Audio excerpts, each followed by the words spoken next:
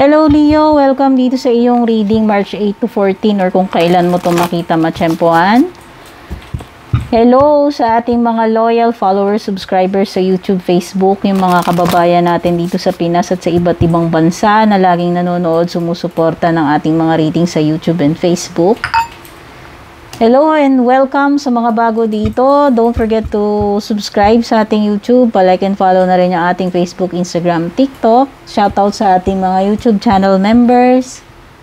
Juliet, Marnelli, Randy. Yan. Personal reading services. Hanapin nyo yung mga link, mga info nakalagay, nakasulat sa description sa ibaba nitong ating video.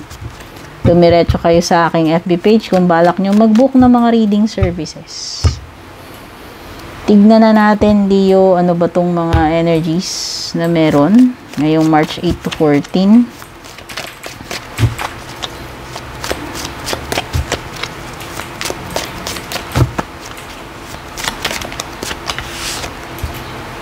Peace and harmony. Yung iba, magkakaroon kay peace of mind, katahimikan, walang epal, walang magulo. Yung iba, magkakaroon kayo ng pakikipag-ayos, pakikipagbati. Oh, baka may mga relationships na magme-mend or magkakaroon ng healing. Ayan. Kumbaga, ibig sabihin, magiging matahimik overall itong March 8 to 14 mo. At peace ka. Walang magulo, walang problema, kahit papano, yung panatag yun, magiging panatag yung kalooban ninyo, kahit sabihin natin may ma-encounter kayong mga problems or challenges, no? May magbubukas na opportunity para sa iyo, ngayong March 8 to 14, Leo, congratulations, grab mo na yan. So, may mga magagandang naghihintay sa kabila ng pinto na yan, mga opportunity na kailangan mong i-grab. Ayan o, merong increase pagdating sa material, wealth, or spiritual growth. Yung iba, merong pagiging stable, kasaganaan, hindi lang sa pera, sa material, pati sa spiritual. Ayan, kasi ngayon meron kang peace and harmony. So, literal na in peace. At may harmony sa buhay mo kasi may sapat pagdating sa material at sapat, stable pagdating sa spiritual, no? Kompleto ka, material and spiritual.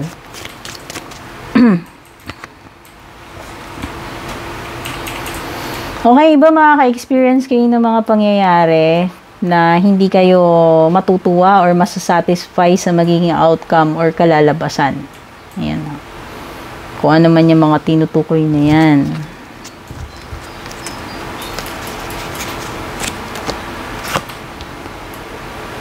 Yun na nga. Pwedeng hindi kayo happy ngayon, kontento sa pinupuntahan ng relationship ninyo with your friend or lover or basta jowa, asawa, kung sino man to, person mo. Ayan o. Dismayado, hindi disappointed, hindi kontento sa nangyayari sa inyo ngayon. Sa relationship mo man yan, friendship mo, jowa, or pwedeng sa mga personal na ginagawa mo, ano? Pero, may kadatungan, ayan, umuulan ng gold coins. So, ibig sabihin, may paparating din na pera sa'yo ngayong March 8 to 14, Leo. Sana all.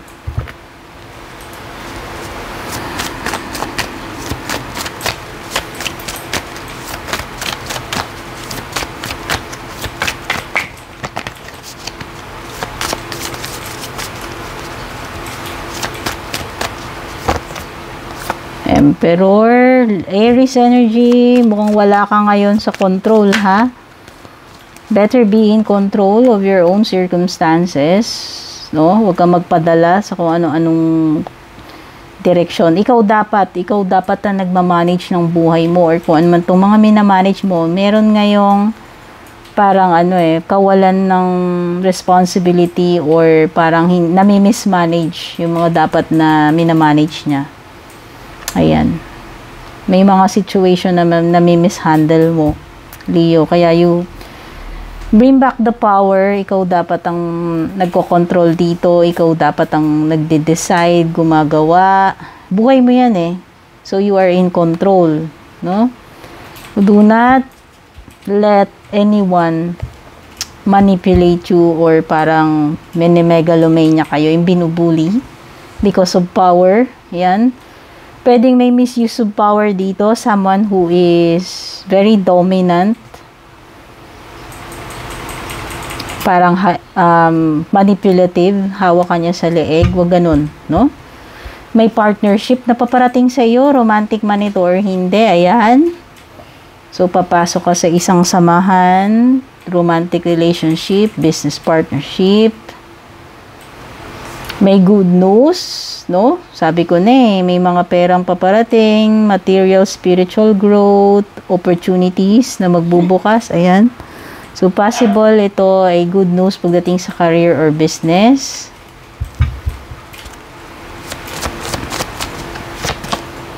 May mga party, celebration, gathering. Makukuha mo yung support ng family and close friends mo kung meron ka mga gagawin. Okay?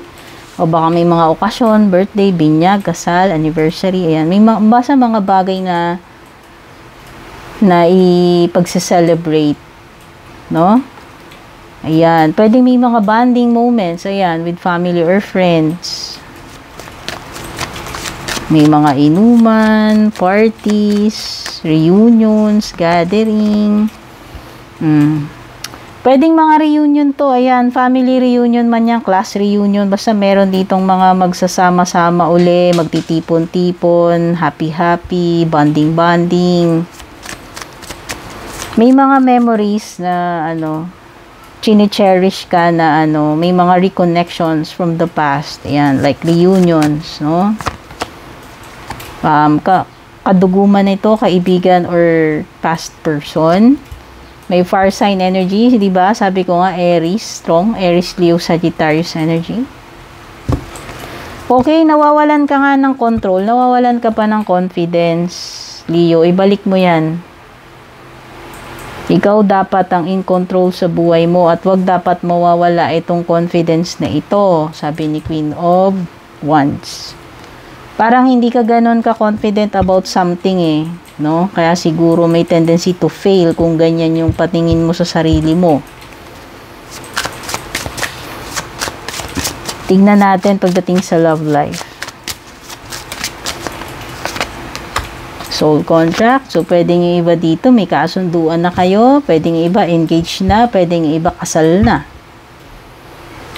Okay, so may mga lessons na matututunan. Ibig sabihin, possible na may mga pagsubok kayong mararanasan with your partner, jowa, ka-MU, asawa, ngayong March 8 to 14.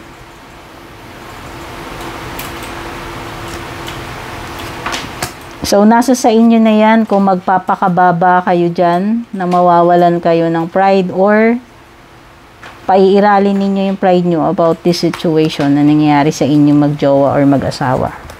Tignan na natin pagdating sa career, money, or business.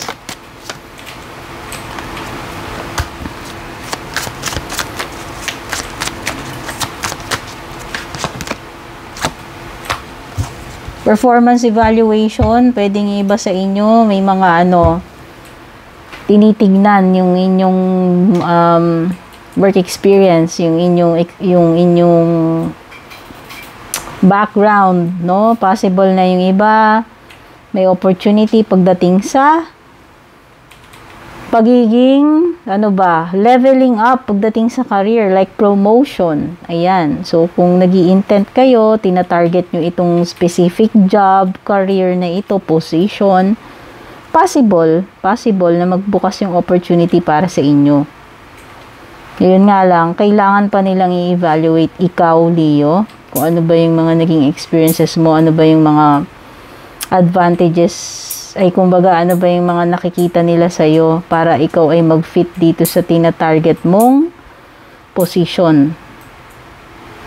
Okay, yan, yung promotion. See, nakikita ko pagiging manager, no? Baka yung iba sa inyo, angat yung position nyo talaga.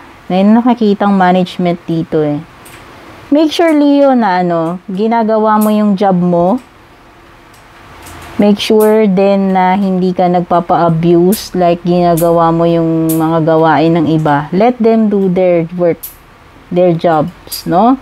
Ikaw din, gawin mo rin yung job mo. Okay, tignan na natin yung closing messages, advices para sa iyo.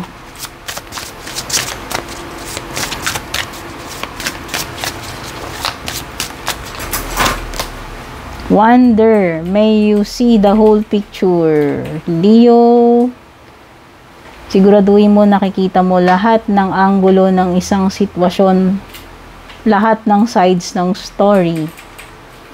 Bago ka mag-judge, mag-make ng decision or action, make sure na, napakinggan mo lahat, nakita mo lahat ng bawat sulok ng sitwasyon or kwento. Trust, may you take this leap of faith. Lakasan mo yung loob mo. This is a time to make a leap of faith, Leo, itong March 8 to 14. Take a risk. Kailangan mo mag-try. May you see the synchronicities. Ayan na yung mga palatandaan, Leo, papasok sa'yo ngayong March 8 to 14. Kaya maging aware ka, ano ba tong mga signs, synchronicities na ito, mga palatandaan, senyales na dapat mong mapansin, malaman, makita, and ma-realize. Okay, Leo, maraming salamat. Don't forget to like, share, follow, subscribe. Take care, and God bless.